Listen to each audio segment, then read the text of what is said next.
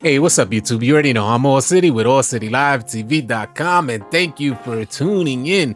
Hey, before we start this video, if you can, drop a like on the video because likes are directly correlated to the amount of views that we get on a particular video. But today I wanted to talk about what happens if they patch fades out there. Listen, man, we know when 2K decides to patch something, they don't really take the whole gameplay dynamics into consideration. They just listen to the uproar from the community and try to make a quick fix instead of balancing everything out. You got to keep in mind that fades, like I was watching the homie Brutal Sims video, right? And shout out to Brutal Sim and the Bruce Squad, because he mentioned that fades have been overpowered for the last few years, and we know this, but they continue to patch it after release. So after everybody gets comfortable with a leaner or a fader shot, then they patch it and you no longer could take those shots. Keep in mind that difficult shots used to be one of the most overpowered badges that you could equip on your player, and currently nobody equips difficult shots. If you're out there and you equip difficult shots, please let us know in the comment section below how that is working out for you. If you're not Ticino, I doubt you're equipping difficult shots. I don't even know if Ticino needs to equip difficult shots anymore.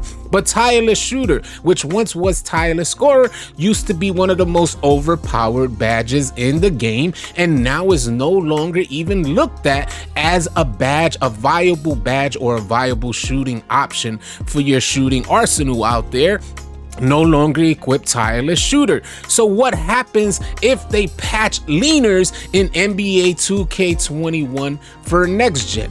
Do you equip the blinders badge? People could just take these wild shots. There's no skill gap for these shots. They're just pulling up these wild leaner faders and they're greening them in your grill. There's no contest. You cannot make a defensive adjustment to contest, or you can actually make the defensive adjustment and double team the leaner shot, but then they could just pass off to the open man. So there's really no contest in a one-on-one situation for leaner. And there should always be some type of counter for anything that happens on offense. There should be a counter for the defense, but unfortunately that's not the case.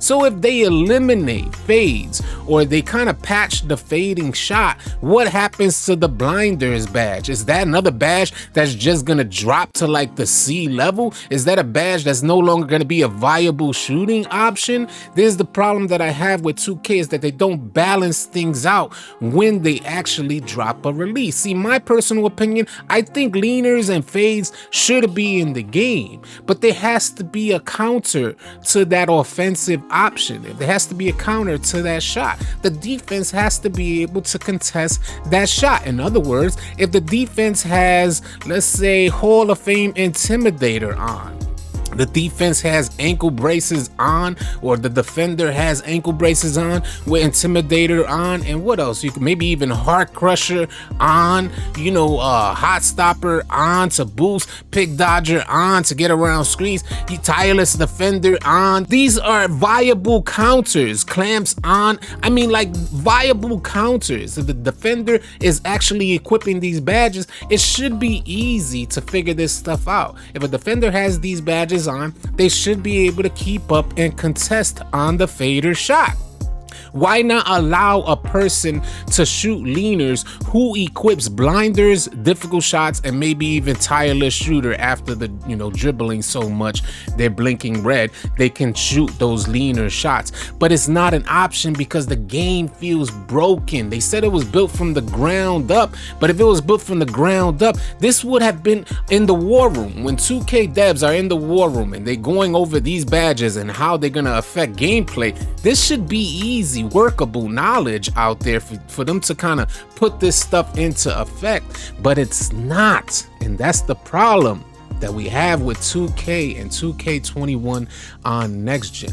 They introduced these badges, but there's such a lack of depth within these badges. They like to create the idea, but they have no follow through on the ideas that they introduce. And they are actually great ideas to put into the game, because if somebody's brand new walking on to 2K21 and they read the description of these badges, they're like, well, I have an idea for the playstyle. I want to meet my playstyle. If I create this, if I add these attributes in these particular categories, I'll put these badges on and I should be able to create the shots that I want.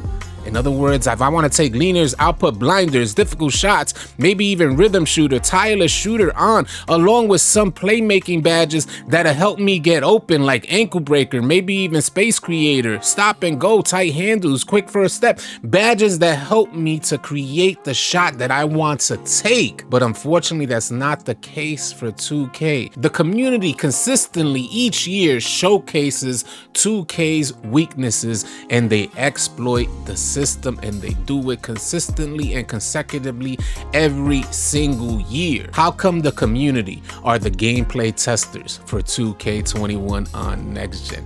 You guys let me know if you found this video helpful and or informative, and if you did, please consider dropping a like. If you're new to the channel, please consider subscribing, as we're gonna have a ton of next gen content coming your way. I'll catch you guys on the next video. Easy, y'all.